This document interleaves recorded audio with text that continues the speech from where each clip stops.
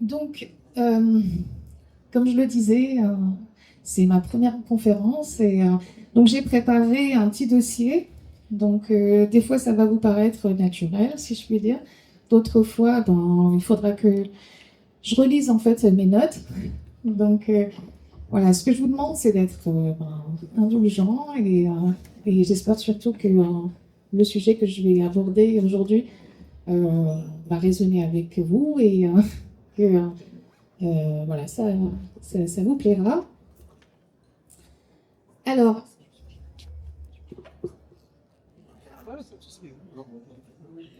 J'ai juste mal à la tête et je me rends compte avec le son. il n'y a pas de souci, je vous en prie. Bonne journée à vous. Au revoir. Donc, le sujet aujourd'hui, c'est les médecines sacrées.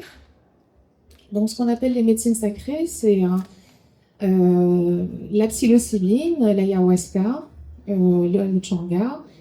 C'est en fait on l'appelle comme ça, enfin moi je l'appelle depuis comme ça parce que ce sont en fait des substances qui, depuis des millénaires, travaillent en fait sur l'âme et le corps. Voilà. Et un chemin de conscience vers Naos, parce que Naos, après je vais vous expliquer un peu en dernière partie de la conférence, c'est mon projet, l'Odyssée Naos. Pourquoi j'en suis venue à là. Alors, je voulais d'abord, dans un premier temps, poser un cadre médical et juridique, parce que, comme je le disais, je vais aborder un sujet qui, malheureusement, en France, est considéré comme étant des drogues, des substances voilà, dangereuses. Donc, je le répète, hein, je n'incite personne vraiment expérimenter ce que moi j'ai expérimenté, parce que chaque cas de figure est différent. Et la médecine, en fait, ne réagit pas du tout de la même manière d'une personne à une autre. Donc, pour le cadre légal, comme je disais, donc, ce sont des substances psychoactives hein, qui sont mentionnées ici, qui sont classées comme stupéfiants en France. Et dans d'autres pays, ce n'est pas le cas. Je ne sais pas trop pourquoi, bon, c'est comme ça. Des risques médicaux hein, aussi, parce que ce qu'il faut savoir aussi, c'est que ces médecines sacrées ne sont pas du tout recommandées pour les personnes, par exemple, qui souffrent de bipolarité, de schizophrénie, voire d'autres maladies plus graves. Donc, si vous présentez ces maladies ou si vous avez envie d'en savoir plus, moi, ce que je vous recommande d'abord, c'est vous renseigner, parce que moi, c'est ce que j'ai fait pendant des mois et des mois avant de me lancer dans cette aventure. Je ne me suis pas lancée comme ça. De consulter bien évidemment un professionnel, chose que j'ai faite. Et puis surtout d'être vraiment conscient de ce que vous entreprenez, parce que c'est vraiment quelque chose qui n'est pas anodin. Alors,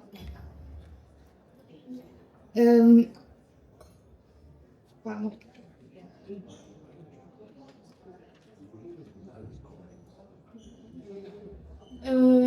Avant de venir en fait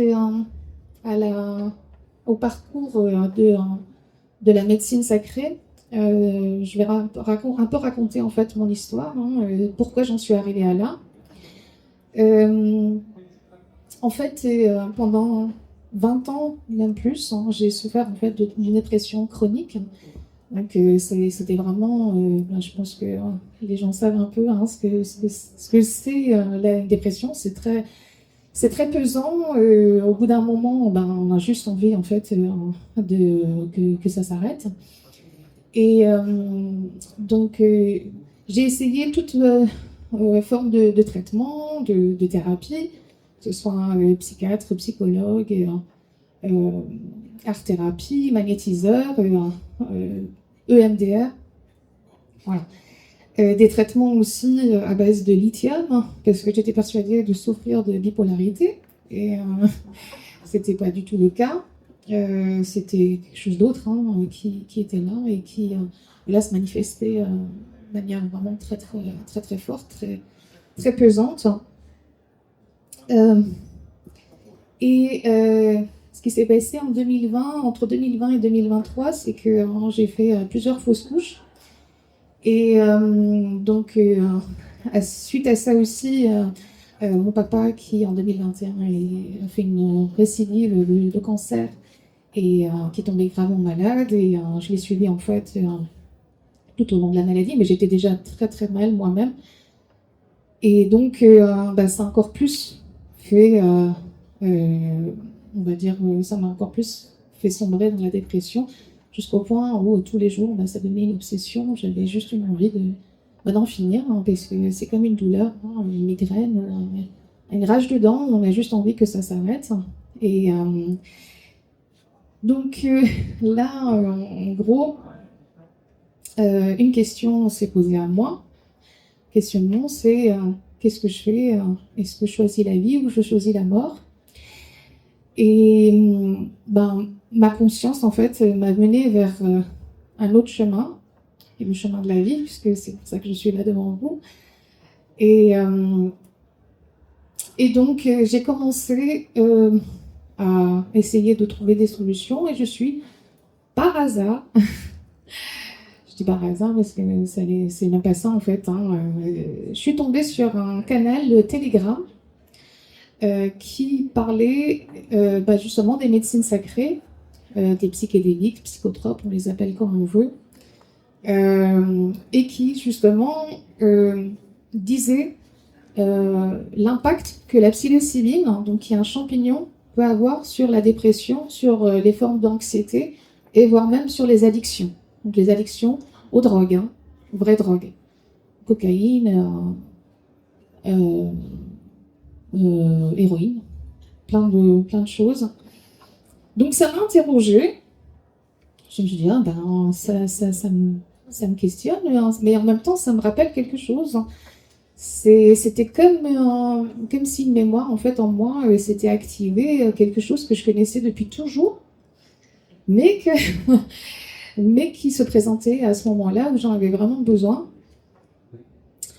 Et donc, j'ai commencé en fait à lire plein d'articles sur Internet, hein. Il y avait même en fait des journaux type Libération ou Figaro qui parlaient de ça et qui donnaient toutes les études des universités, des cliniques, qui donnaient en fait des résultats très positifs sur les dépressions et l'anxiété.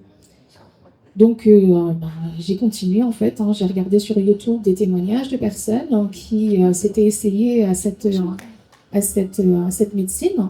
Et donc là, je me suis aperçue qu'en fait, il y a vraiment des cas où les personnes retrouvent en fait la joie de vivre et la dépression en fait pour eux est complètement finie.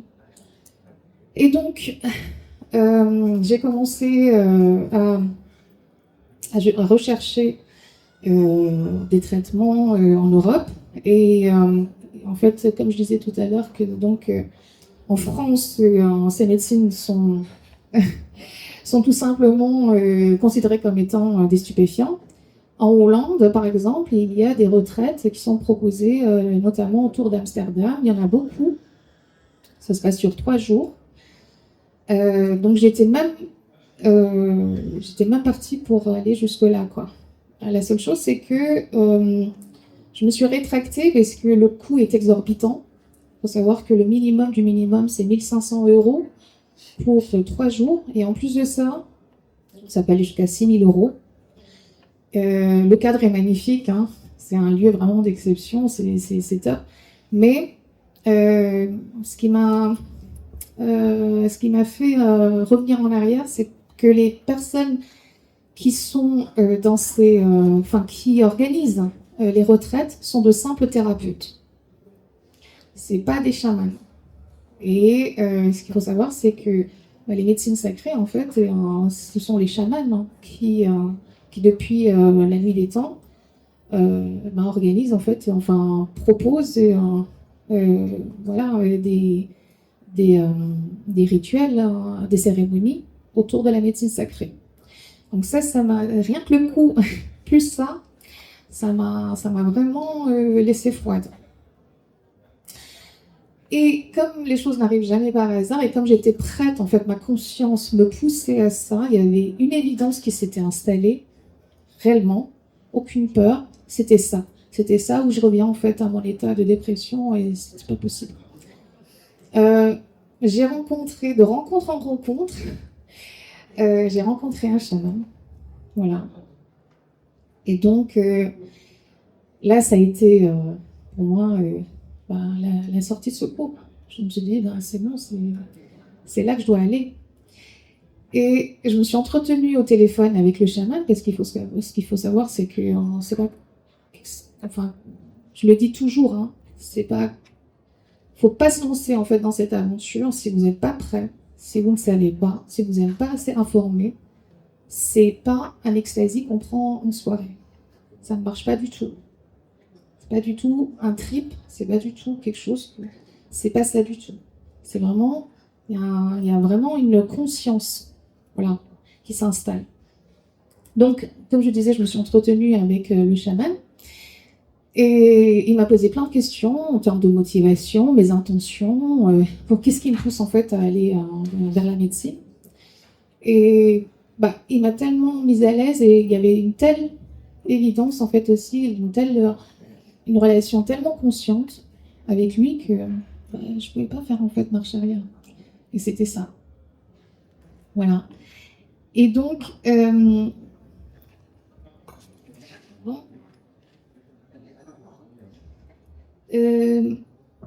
donc en mai 2023, mon aventure avec la médecine sacrée a commencé. Ça a commencé d'abord avec la psilocybine, donc je le redis encore, qui est un champignon. Et donc, je vais passer, donc, comme je le disais, voilà, par l'appel très profond, hein, la rencontre avec ma propre conscience qui me poussait en fait à aller vers ce chemin. Je peux pas en fait l'expliquer. C'était vraiment quelque chose de très fort. J'aime à dire cette phrase hein, qu'une personne qui témoignait sur son expérience avec l'ayahuasca, qui dit c'est comme essayer d'expliquer à un aveugle de naissance ce qu'est la couleur. J'ai exactement en fait la même perception, d'essayer d'expliquer en fait ce que j'ai vécu, ce que j'ai ressenti avec des mots. Parce que c'est de la vibration, c'est de la conscience, c'est de l'intelligence. Et ça, c'est très compliqué d'expliquer avec des mots. Même si on parle le même langage, la même langue, ben, ça devient très dur. Alors, j'ai fait une petite partie hein, parce que j'aime en fait aussi l'histoire, comme je disais. J'ai fait énormément de recherches. J'ai voulu savoir d'où venaient aussi les médecines sacrées à travers l'histoire. Parce que, voilà, hein, c'est comme toute en fait en forme de plantes naturelles, de médecine depuis des millénaires. Il faut qu'il y ait une histoire à travers aussi cette médecine. Donc, comme je le disais, en fait, la psilocybine qui a été très utilisée donc, par les Aztèques et les Mayas depuis 3000 ans, appelée aussi, j'arriverai pas à le prononcer, Teonatak, pardon, qui voulait dire littéralement la chair des dieux. L'ayahuasca, qui est en fait, c'est un mélange de lianes et de feuilles. Et ce qu'il faut savoir, c'est que lorsque, en fait, les deux combinaisons forment la fameuse molécule qui est la DMT. La DMT, en fait, ce qu'il faut savoir, c'est qu'on en a dans notre cerveau au niveau de la glande pinéale. C'est quelque chose de naturel qui est en fait sécrété toutes les nuits avec la mélatonine. Et c'est ce qui provoque justement les visions lorsqu'on rêve. Donc, c'est pas quelque chose en fait, on parle de psychotropes, de stupéfiants. Non, c'est quelque chose de naturel en fait qu'on a en nous. Et c'est la DMT justement qui provoque les fameuses visions lors des cérémonies. Et donc, lorsque on a posé la question aux indigènes de comment ils ont trouvé cette combinaison pour créer l'ayahuasca entre ces deux plantes, parce qu'il existe en fait plus de, je sais plus combien, variétés en fait de plantes en Amazonie. Et leur réponse était de dire que c'est justement la médecine sacrée qui leur avait donné cette information, de combiner la liane à la plante pour obtenir en fait ce fameux breuvage. Et il y a même des origines préhistoriques où on voit en fait des fresques de champignons dans les grottes. Donc voilà, c'est quelque chose qui a toujours existé, qui était toujours là. Mais les dogmes, notamment la religion, et puis ensuite aujourd'hui la société moderne a de plus en plus en fait étouffé cette connaissance, ce savoir, pour remplacer ça par d'autres choses. Voilà. Alors,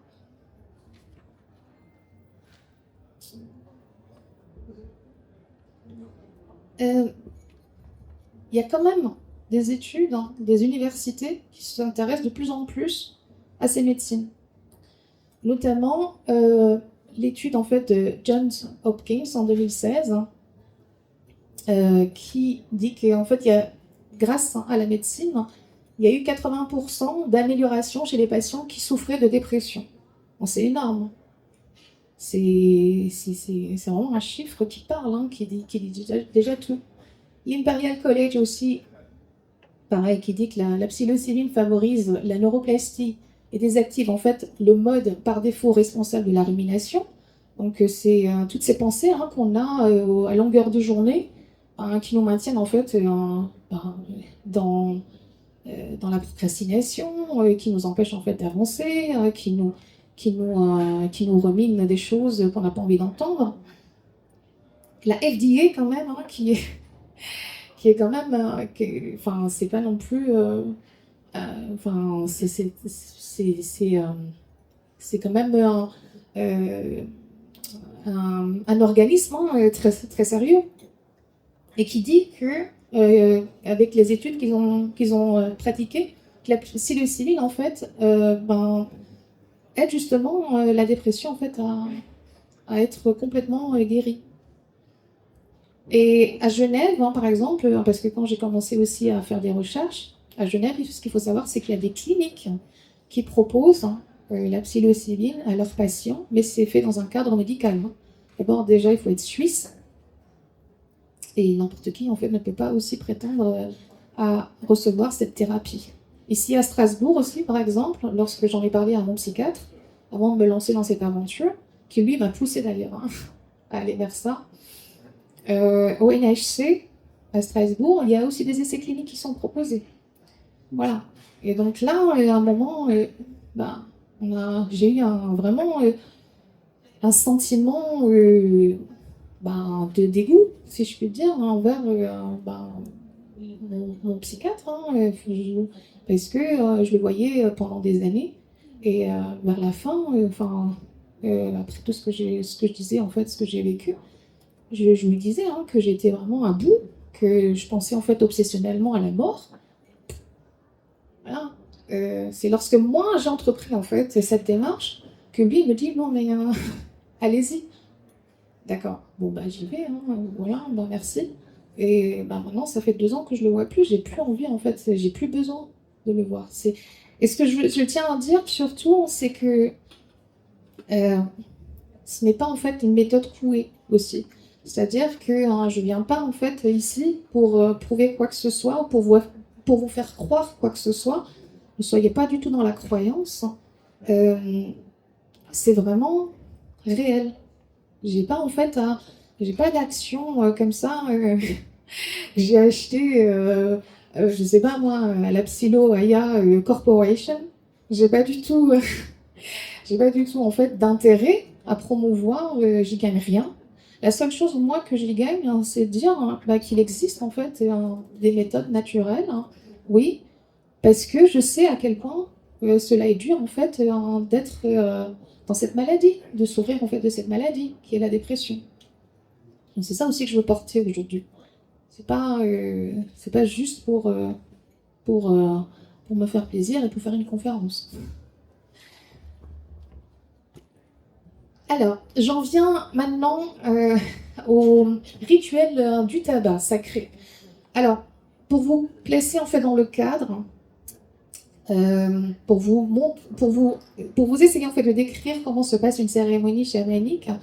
Alors, tout d'abord, on est donc un petit groupe de 10 personnes maximum.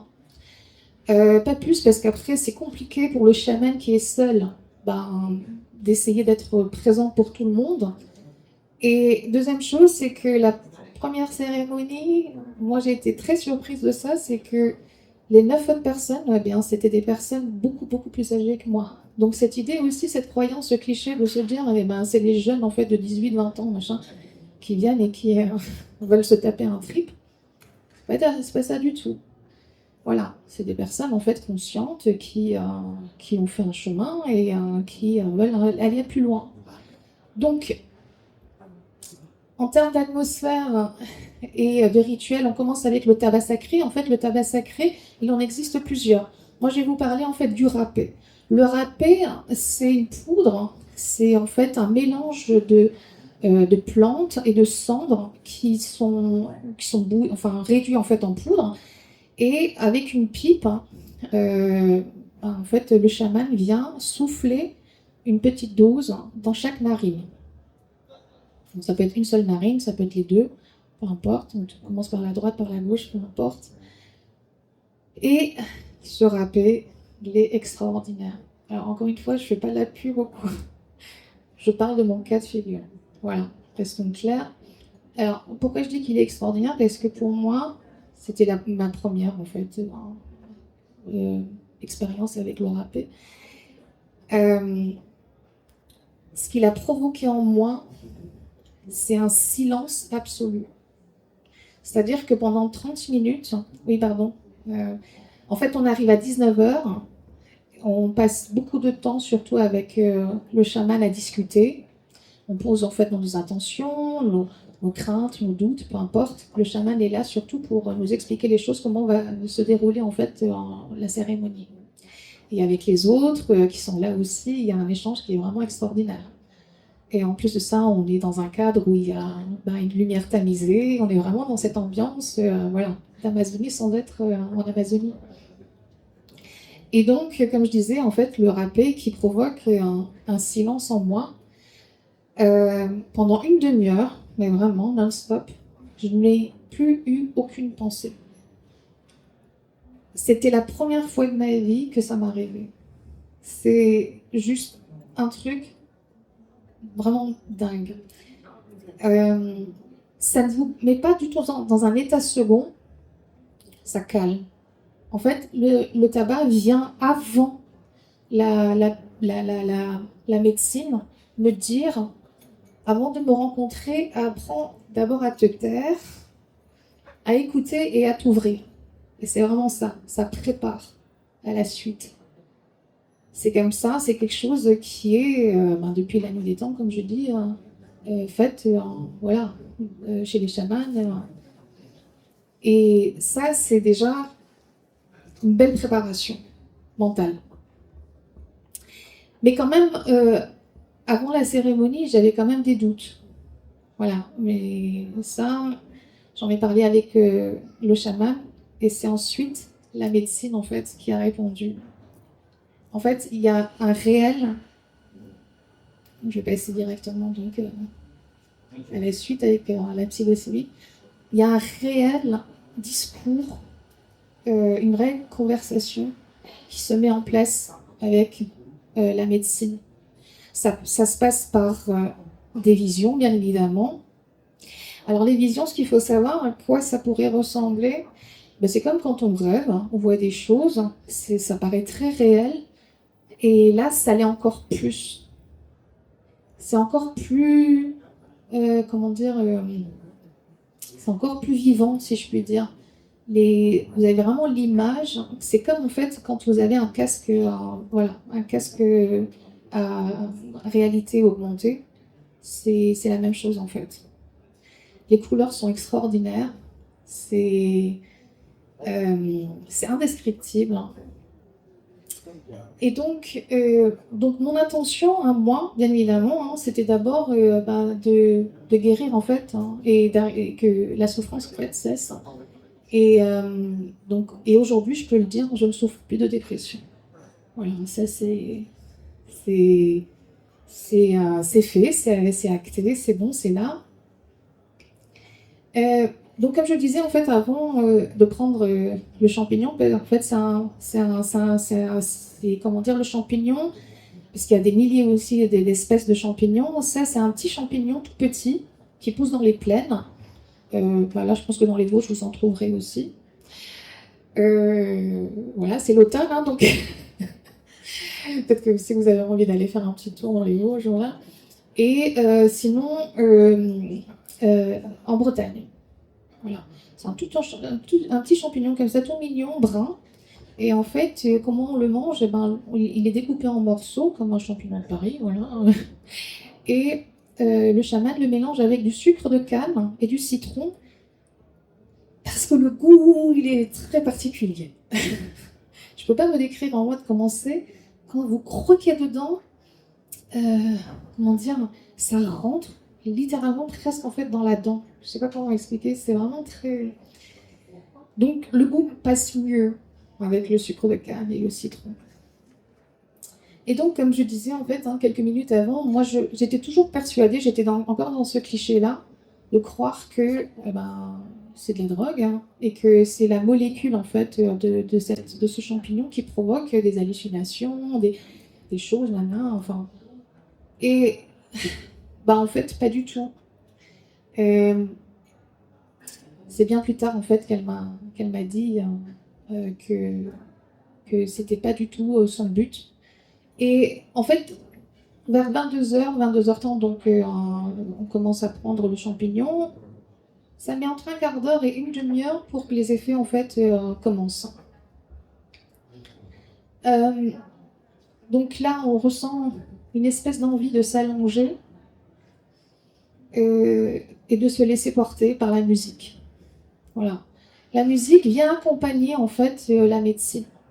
C'est très compliqué sans une musique en fait.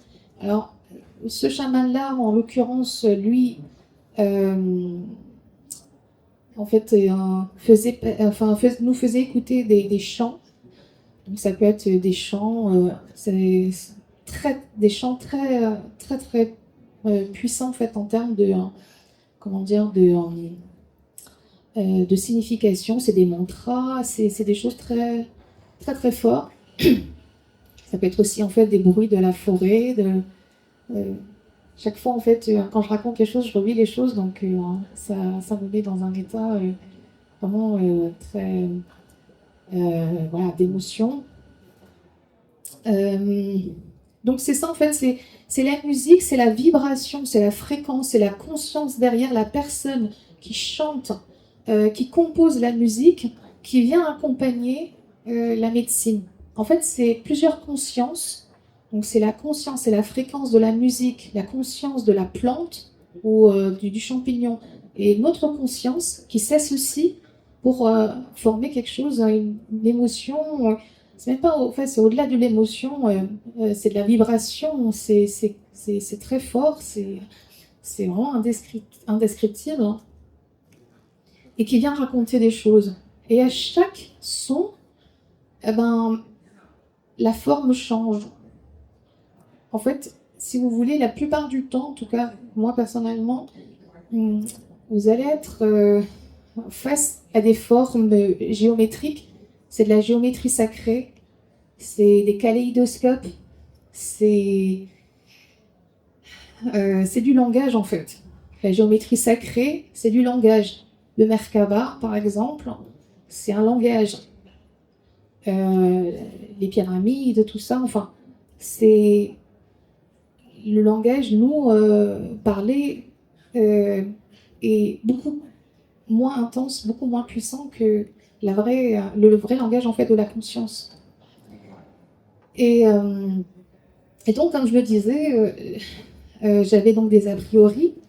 Et à un moment donné, je ne vais pas en fait vous dire quand, parce qu'on oublie aussi la notion du temps. Ça aussi, en fait, on fait plus attention.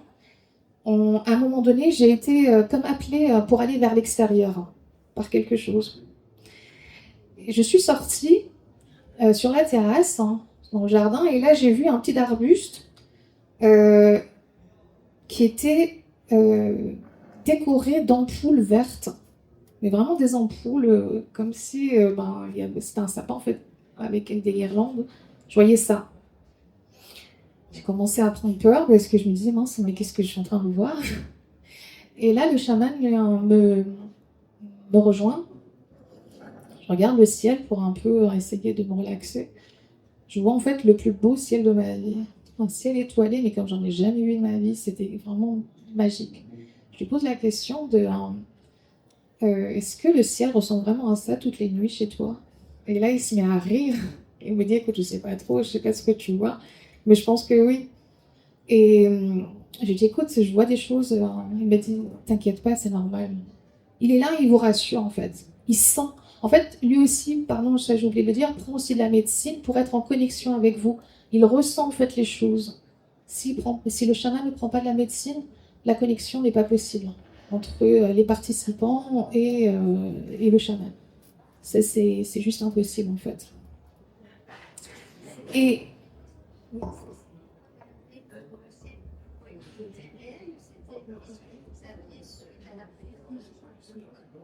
euh, lui ne saurait pas trop. C'est ce que je disais en fait. Il savait pas trop, mais ce qu'il me disait, je sais pas trop en fait ce que tu vois. Mais moi, je voyais plein d'étoiles en fait. Tout le ciel en fait était recouvert d'étoiles.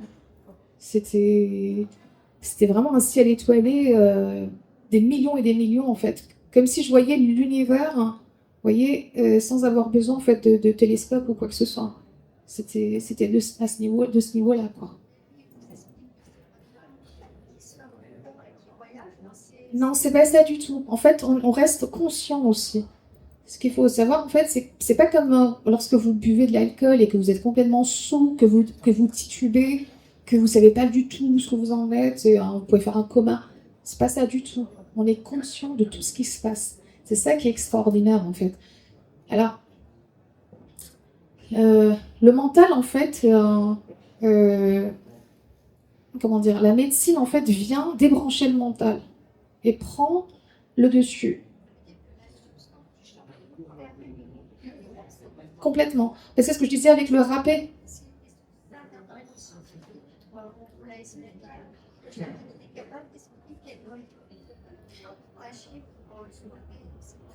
Non, en fait, c'est la molécule qui est dans le champignon qui agit avec la glande pinéale.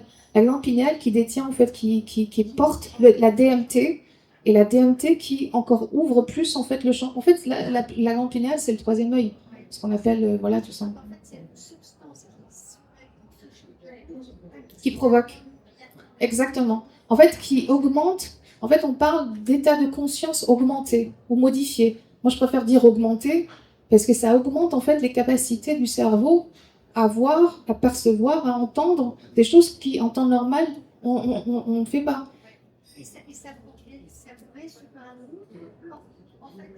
En fait, on passe d'une fréquence à une autre, si vous voulez. C'est vraiment ça. C'est-à-dire qu'il y a un déclic. Votre cerveau, comme tous les jours, il est conditionné. En fait, c'est un ordinateur, hein, le cerveau. Hein. Il est fait que pour traduire les informations, voilà, pour dire, voilà, tu vois ça, tu entends ça, tu goûtes ça, tu touches ça.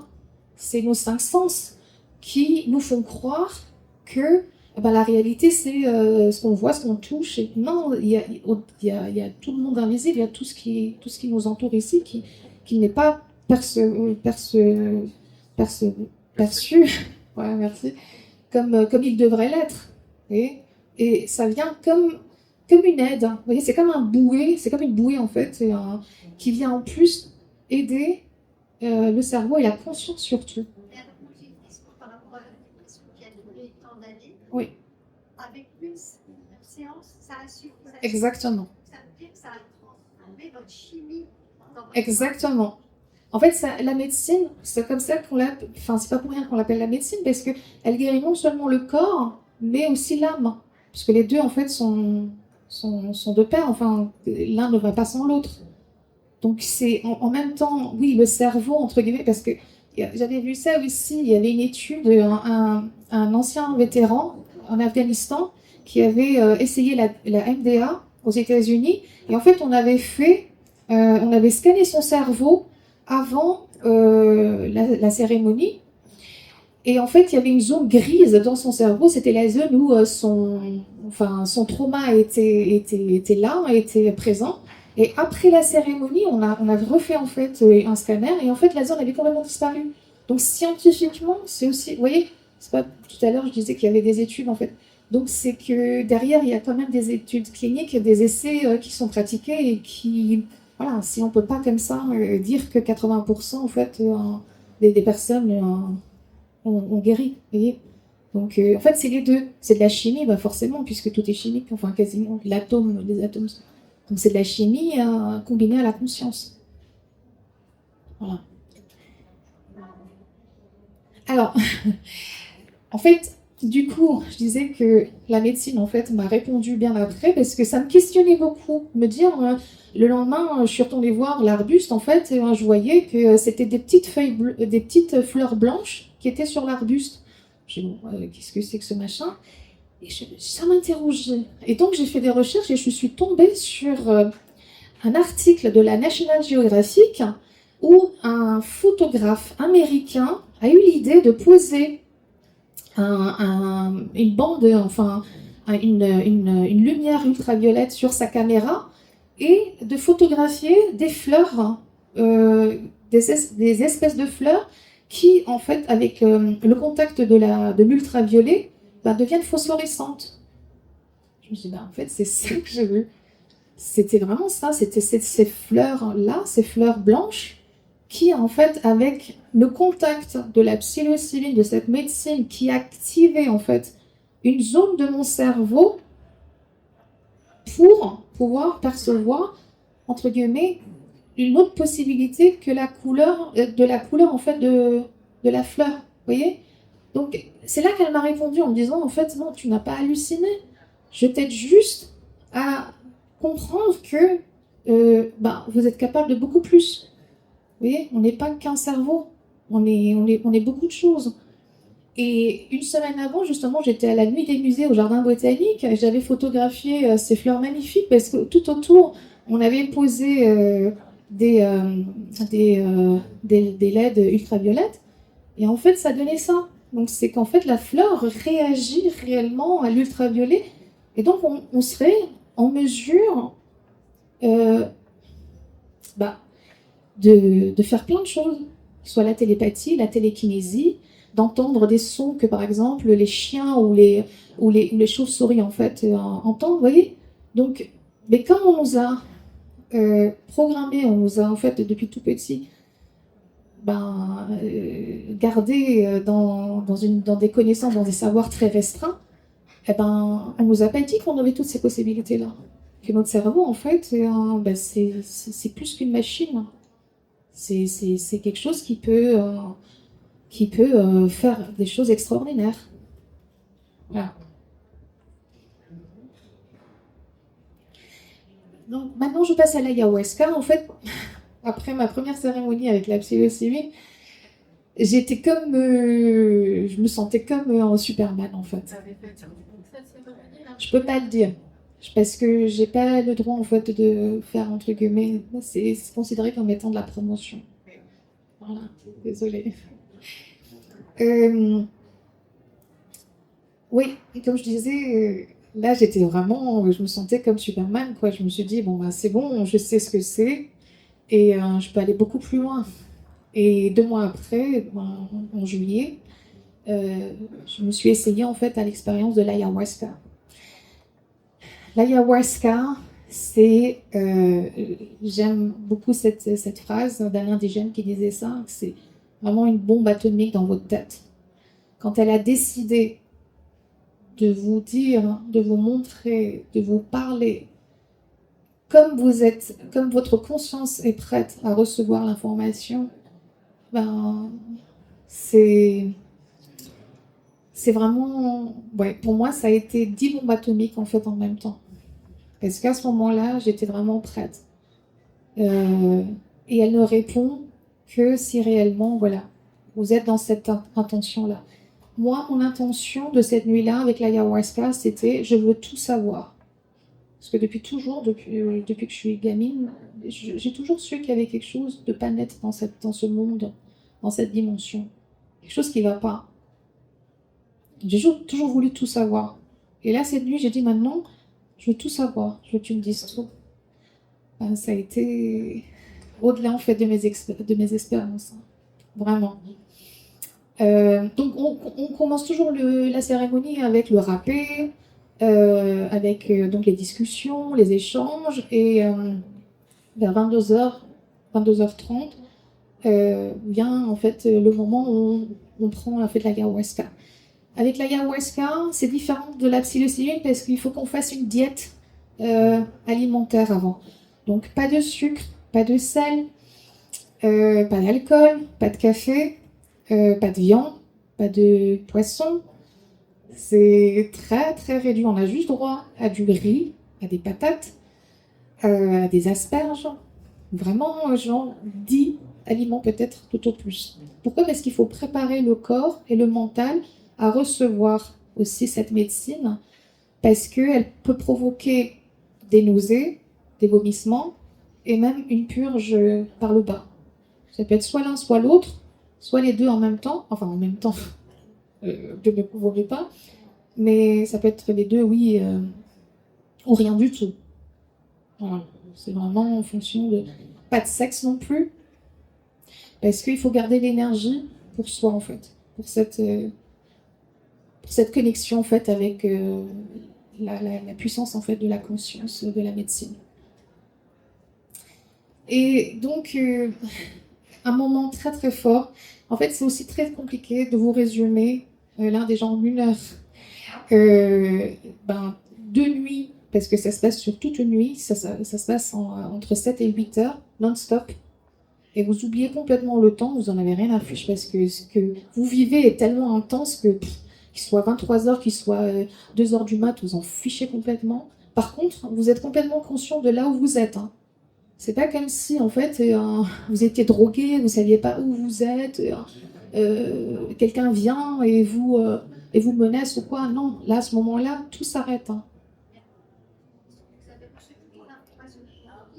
Oui, ouais. Elle répond, mais au moment où vous êtes prêt. Pour d'autres personnes, par exemple, c'est ce que je dis toujours, les autres participants ne vivent pas du tout, en fait, la même cérémonie. Tout, tout, tout, tout. Et de vraiment du début jusqu'à la fin. Est-ce que c'est une information sur tout ce qui existe dans l'univers ou c'est une information pour votre âme? C'est en fait en fonction, comme je dis, du moment de la comment dire, de la manière dont vous êtes prêt à recevoir l'information, vous la recevez. Si elle n'a pas envie, elle ne le dira pas parce qu'elle sait. En fait, c'est du savoir, c'est de l'intelligence. Elle sait, la médecine sait si vous êtes prêt à recevoir cette information-là ou pas. Si vous l'êtes pas, bah, en fait, c'est comme une conversation que vous auriez avec une personne qui, face à vous, n'est pas du tout ouverte ou vous n'avez pas envie d'aller plus loin, vous voyez.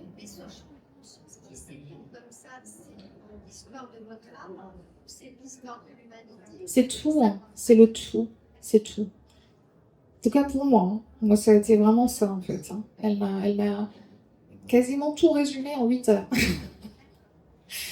Elle a fait un petit résumé de l'histoire, non seulement de l'humanité, mais de l'histoire de notre âme, de notre conscience, de pourquoi est-ce qu'on est là, du but, entre guillemets, de notre expérience dans cette dimension, tout ça. Hein. Mais ça, je vais le dire un peu plus tard. Ouais. Pas de souci. Donc, en fait, oui, l'un des moments assez forts pour moi, ça a été quand, au début, en fait, donc j'ai vomi. C'est au moment où je vomis, où tout explose, en fait. Je suis là à 4 pattes et je vois, en fait, le carrelage au sol qui, d'un coup, devient de la 3D. J'ai dit, waouh, qu'est-ce que c'est que ce truc? Et en fait, ça faisait même pas 5 minutes que l'ayahuasca en fait avait agi, que j'avais déjà envie que ça s'arrête. Parce que c'était d'une telle intensité, c'était tellement fort. Et tout au long de la cérémonie, de la nuit, elle m'a dit, parce que j'arrêtais pas de lui dire, écoute, arrête, j'en peux plus, laisse-moi dormir, fiche-moi la paix, laisse-moi tranquille. Et même si je vomissais, comment dire, c'était encore plus fort. C'était pas comme si en fait vous disiez bon bah je vais vomir, la substance en fait, pas du tout, c'est encore pire. C'est bien pire. Et elle me dit, mais tu voulais tout savoir.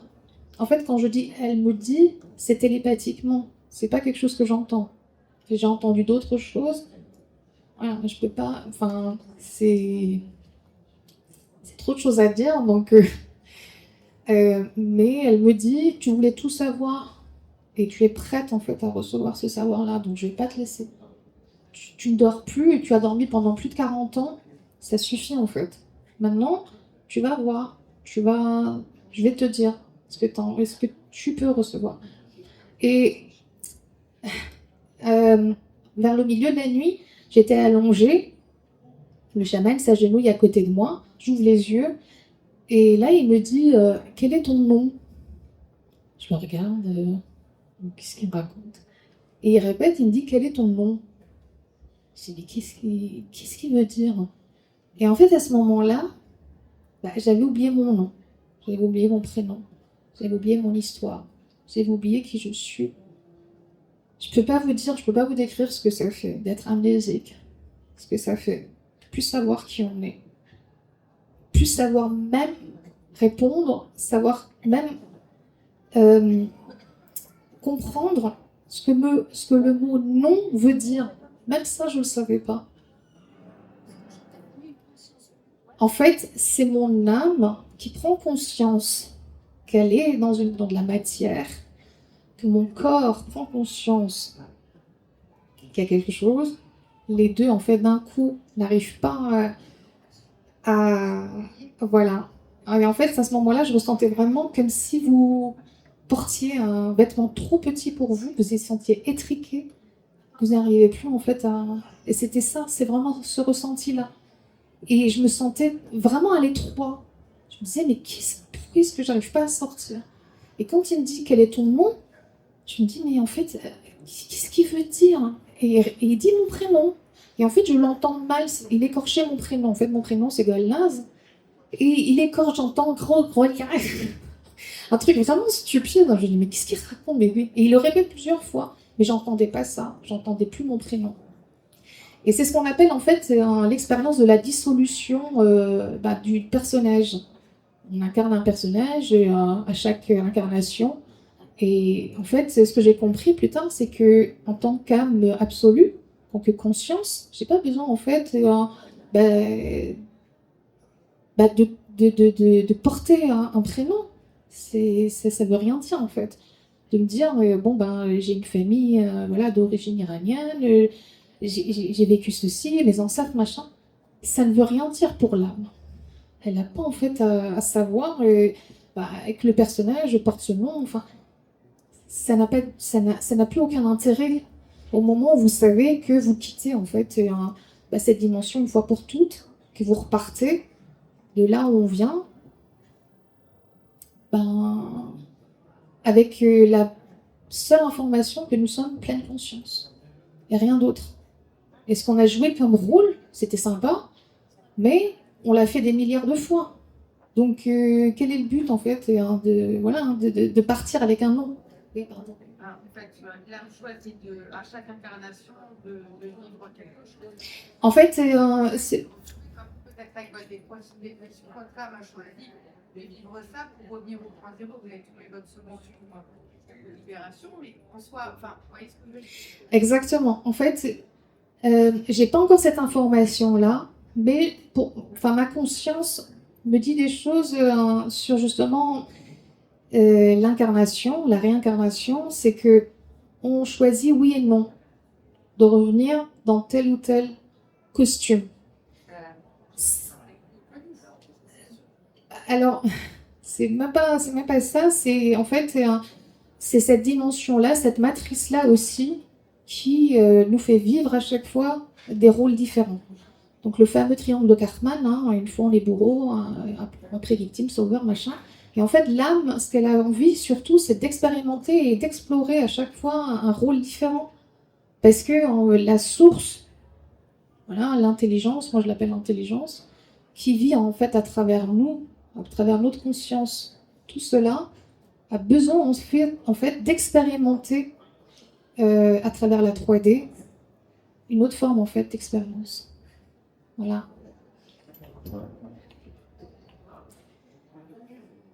Alors, ben, j'en viens justement à la partie dédiée à la matrice. Je regarde l'heure. Oh là là, ça passe tellement vite.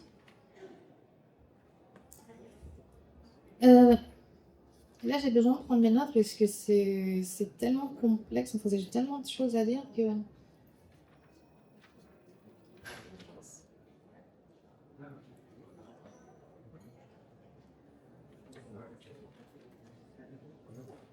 Voilà. Alors, quand je parle en fait de la matrice, il y a aussi le film Matrix hein, qui, lui, en fait, est en même temps plus un documentaire qu'un film, j'ai envie de dire. Mais c'est en fait un film qui se base sur les textes de Nag Hammadi et sur ce que les gnostiques en fait, de l'époque avaient reçu comme information, si je puis dire aussi. Donc la matrice, en fait, oui, c'est clairement ça, en fait, c'est de l'illusion révélée. On vit en fait dans une dimension où je sais que c'est dur à dire, hein, à comprendre, où tout n'est qu'illusion et holographique. Pourquoi? Parce qu'en fait, la matrice en fait manipule. Elle manipule avec nos émotions. Les émotions, c'est en fait, ça peut être tout, autant positif que négatif, peu importe. Et ce sont des charges en fait magnétiques, les émotions. Rien d'autre que ça. Et comme je disais tout à l'heure, en fait, la source, qui est l'intelligence, n'a ni début ni fin. Par contre, dans cette dimension-là, eh bien, on manipule aussi à travers le temps qui nous paraît en fait être linéaire, mais c'est pas du tout le cas. En fait, le temps est absolu, est éternel, et le passé, présent, futur, c'est la même chose en fait. Et pour notre cerveau, encore une fois, hein, qui a besoin à chaque fois de mentaliser les choses, a besoin de comprendre le temps comme étant quelque chose qui avance. Mais c'est pas ça du tout. Euh, le karma. Tout à l'heure, on parlait en fait d'incarnation. Alors, moi, de ce qu'aujourd'hui je sais, hein, de ce que ma conscience m'a dit et les médecines, en fait, ce qu'elles m'ont apporté, ce qu'elles m'ont enseigné par rapport au karma, euh, c'est que, en fait, on nous fait croire que parce que dans nos vies passées, on aurait fait des choses atroces, ou qu'on n'aurait pas compris les choses, ou parce qu'on a été trop victime, ou parce qu'on a été trop sauveur, eh ben, il faut qu'on revienne afin de racheter, dans un sens, nos péchés. Et ça, c'est en fait, c'est des dogmes religieux qui nous disent ça, et en l'occurrence dans le christianisme, hein, qui nous pose déjà comme déjà des pécheurs avant même qu'on ait vécu quoi que ce soit. C'est pas ça du tout. Enfin, moi, de ce que je comprends du karma, comme je disais tout à l'heure, hein, c'est l'âme qui a besoin en fait d'explorer des choses, d'explorer d'autres formes en fait aussi, hein, parce que on peut être une plante, on peut être un crustacé, on peut être plein de choses, hein. Conscience qui se vit en fait à travers une autre conscience, hein. C'est ça en fait. Et le karma, bah, c'est de la manipulation. C'est de se dire, ah bah t'as été en fait un meurtrier dans ta vie antérieure, tu reviendras en fait en victime pour comprendre ce que c'est en fait d'être victime. Mais ça c'est en fait, il n'y a pas de bien ou de mal. Il ne faut pas le comprendre non plus comme ça. Le bien et le mal, chacun en fait le définit comme il le souhaite, et en fonction aussi des programmes qu'on a reçus, et l'endoctrinement aussi qui a été aussi en fait depuis tout gosse, hein, voilà, l'école, la famille, l'éducation, la religion, tout ça. Donc c'est à nous de choisir, hein, comment on a envie en fait d'interpréter le bien et le mal. C'est aussi simple que ça. Et oui, je dis ça parce qu'en fait, lors de ma première cérémonie à la psilocybine, hein, je me suis vue, j'ai compris en fait que dans une vie antérieure, j'étais une prêtresse d'Amérique du Sud qui avait sacrifié énormément de vie. Et la matrice, en fait, qui s'est comme ça, comment dire, insérée lors de la cérémonie, parce qu'il faut aussi se dire ça, c'est que on peut être aussi manipulé par toutes les visions qu'on reçoit, enfin qu'on voit. Et donc, la matrice m'a fait croire que parce que dans une vie antérieure, ben, j'ai sacrifié des vies, eh ben, que je devais payer dans cette vie-là. Voilà. Et que c'était mes fausses couches qui devaient, entre guillemets, réparer et payer de ces vies-là. Pendant des semaines et des semaines, mais j'étais vraiment persuadée de ça. Et c'est que il y a 1 an que j'ai compris que c'était de la manipulation et que, ben, pardon, hein, je vais être vulgaire, mais merde en fait. Non, j'ai rien à payer. J'ai rien fait de mal en fait. C'était une période différente, j'étais une autre personne, j'ai incarné un autre rôle, et j'ai pas dans cette vie-là en fait à payer quoi que ce soit. C'est pas, j'étais pas responsable, je ne savais pas, et en plus de ça, le sacrifice étymologiquement veut dire faire le sacré. Voilà, dans des pays en Amazonie, enfin en Amérique du Sud ou dans d'autres pays, hein, parce que c'était pas qu'en Amérique du Sud, lorsqu'on sacrifiait les gens, c'était aussi un honneur pour ces gens-là d'être sacrifiés. Donc, ben, tant pis, hein. Voilà. Hein, ce qui a été fait est fait, hein, maintenant. J'ai pas, j'ai pas payé toute ma vie de ça. Donc j'en viens, pardon, hein, je fais à chaque fois des petites, voilà, je vais un peu dans tous les sens, mais j'ai tellement de choses à dire encore une fois. En plus de ça, je sais pas si j'ai, voilà, bah, il est midi, je vais finir avec donc Naos aujourd'hui, l'Odyssée Naos, ce projet que je porte, en fait, qui a toujours été là depuis le début en fait hein, de ma première vie jusqu'à maintenant. Ça se manifeste dans ma dernière vie, voilà, parce que je l'ai décidé comme ça. Donc, qu'est-ce que Naos?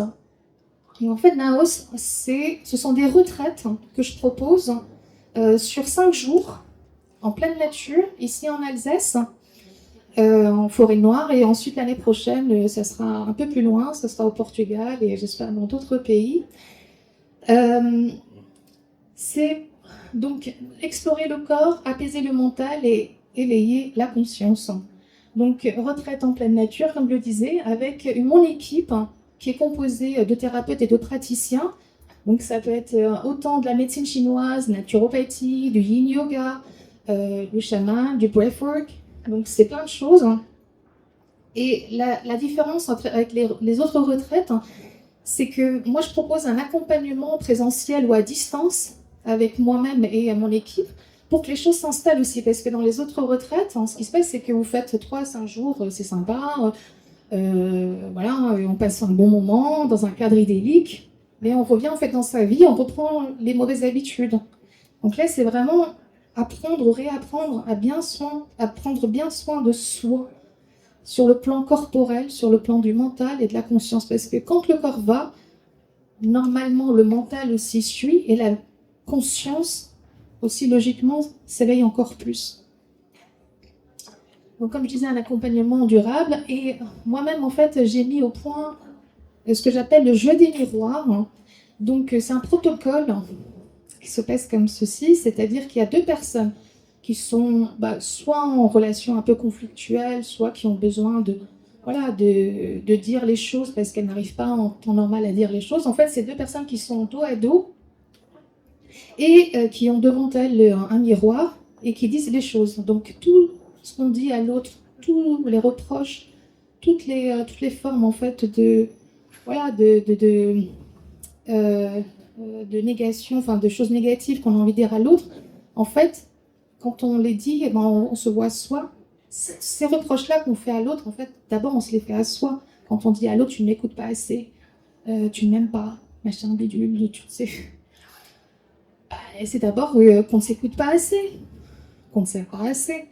Donc d'abord, en fait, le monde intérieur est le reflet du monde extérieur. Donc d'abord se regarder soi avant de juger les autres. Et vient aussi un concept, moi, qui me tient très à cœur, qui est le point zéro. Le point zéro, en fait, je l'ai appris avec Denis Jutras, qui est un Québécois, qui est un homme extraordinaire. D'ailleurs, je le salue, hein, s'il me regarde. Donc, le point zéro, en fait, c'est le centre absolu où les polarités s'équilibrent. En fait, c'est tout simplement, si je puis dire, hein, c'est résumé comme ça, c'est le concept du yin et du yang, c'est-à-dire que la charge négative et la charge positive doivent s'unir, hein, doivent collaborer à deux. Sinon, tout se déséquilibre et on vit déjà en fait dans une dimension de polarité. Comme je disais, choisir entre le bien et le mal, non, il n'y a pas à choisir. C'est les deux en même temps pour que les choses en fait s'annulent, s'équilibrent. Parce que si on vit trop en fait dans une charge, eh bien l'autre charge, si on vit trop en fait, par exemple dans la positivité, qu'on dit en fait c'est hyper new age, hein, de dire si vous avez des idées positives, pensées positives, machin, vous allez attirer à vous des trucs. Ça se passe pas du tout comme ça. Parce que plus vous allez en fait rejeter la charge négative, et plus en fait elle va vous revenir. Et on parle de karma, mais c'est pas ça du tout en fait. Ça n'a rien à voir. C'est de la logique en fait, c'est de la physique quantique. Tout est fait, notre atome en fait, c'est de la charge positive et négative. Si les deux fonctionnent, hein, s'unissent, vont à la même vitesse, électrons et protons, ben, votre vie normalement s'équilibre, c'est l'harmonie. En tout cas, moi je suis persuadée de ça. Dire que on a envie d'être heureux et de chercher le bonheur c'est quoi? C'est de l'harmonie. Essayez pendant toute une journée de rire, toute la journée. Vous allez voir que ça va vous fatiguer. Bon, c'est pas possible. Hein. Vous imaginez, hein, dans le bonheur c'est impossible. Hein. Et puis même, c'est pas... Je pense pas que ce soit une quête vraiment absolue. Je suis designer d'intérieur, ça je dois aussi oublier de le dire, de métier. Et moi, je le dis toujours, moi j'apporte en fait un équilibre, une harmonie. C'est associer en fait les éléments pour qu'il y ait une harmonie chez soi. Donc voilà, le concept du point zéro, je l'ai résumé vraiment en très très peu de mots, mais c'est beaucoup plus, un peu plus poussé, plus complexe que ça. Mais voilà, donc Naos, là je laisse en fait des prospectus si vous avez envie un peu plus de lire sur ce sujet-là. C'est quand la maladie malheureusement s'installe qu'on se dit mince, pourquoi est-ce que j'ai pas pris les choses en main plus tôt.